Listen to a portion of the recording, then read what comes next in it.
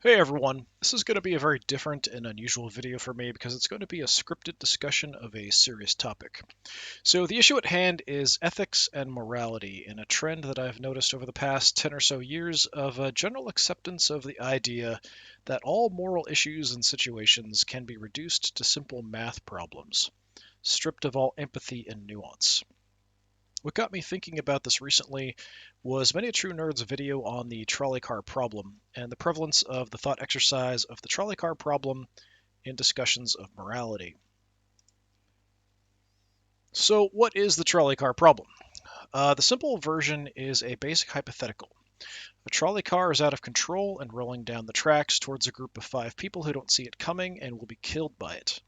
You're close enough to the switch to change the trolley to another track, but there's one person on that track who'll be killed by the trolley if you do so. What do you do?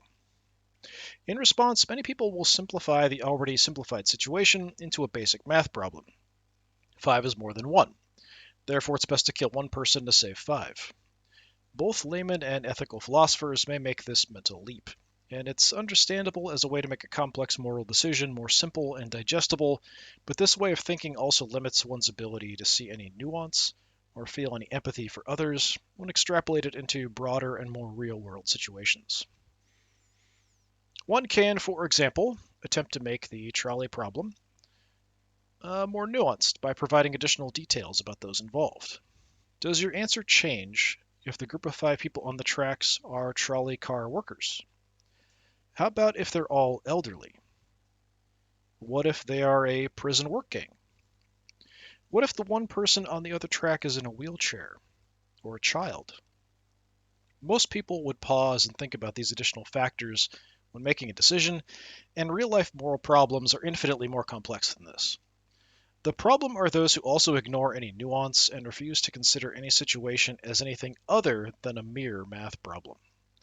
This way of thinking is especially dangerous in the real world, where things are incredibly complicated and nuanced, and people's lives, rights, and bodily autonomy are and should be respected. I'll give you a couple examples, one historical and one theoretical, to help point out the dangers of approaching real-world problems with an overly simplistic morality is math style of approach. I'm coming from this from a bit of a criminal justice background, so that will make a little bit of an appearance in here as we discuss this. In reducing morality to math, an argument is made that whatever benefits the most people while harming fewer is not only acceptable, but admirable and moral. 5 is better than 1 in the trolley problem mental exercise, for example. In the real world, there have been a number of historical examples of the outcomes of such thinking that are now viewed as absolutely immoral and atrocities. As a historical example, in the early 20th century in the US, there was a large campaign of the legal sterilization of thousands of people found by a doctor or court to be mentally feeble or simple-minded. This was driven by the prevailing medical theory of the day, eugenics. Eugenics was a widely accepted science in the 19th and early 20th centuries that posted that health, society, and humanity as a whole would benefit from preventing those with inheritable diseases and traits from passing them on. Of course, at the time, people believed that almost all negative traits were inheritable, including such things as criminality. As a little side note here, one of the reasons mugshots were first used was in order to determine what physical traits criminals had so that they could be identified before committing a crime, and so that they could be prevented from passing on inheritable criminal traits. So in order to save more lives in the long run and improve society for the better, thousands of people were sterilized against their will.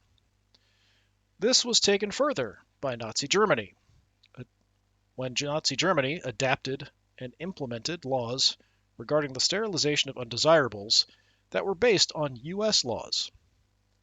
Later, this was expanded to include the euthanizing of the terminally ill and laid the legal groundwork for the beginning of the Holocaust. As a more theoretical example, if morality is simply a math problem, why don't we do whatever helps more people than it harms?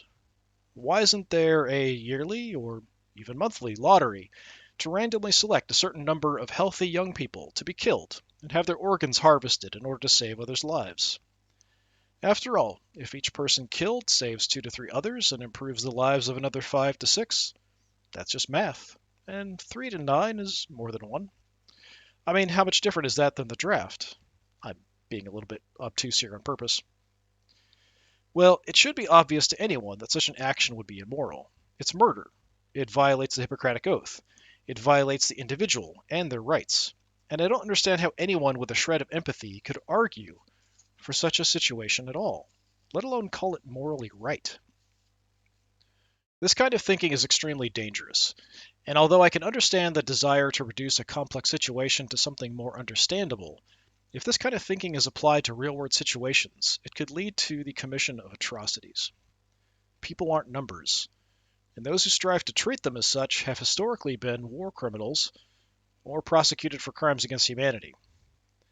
The real world is full of nuance, and approaching it requires empathy, not a math equals morality mindset. Anyway, these are just the thoughts of a random person on the internet who's noticed a rather troubling trend and wanted to talk about it. Maybe to be more correct, I should have called this video Morality Shouldn't Be Just Mathematics, but I went with a more clear title. I don't know if I'll ever do more stuff like this or if people will even watch, but it's a topic I was interested in, so I thought I'd do a little bit on it. Thanks very much for watching.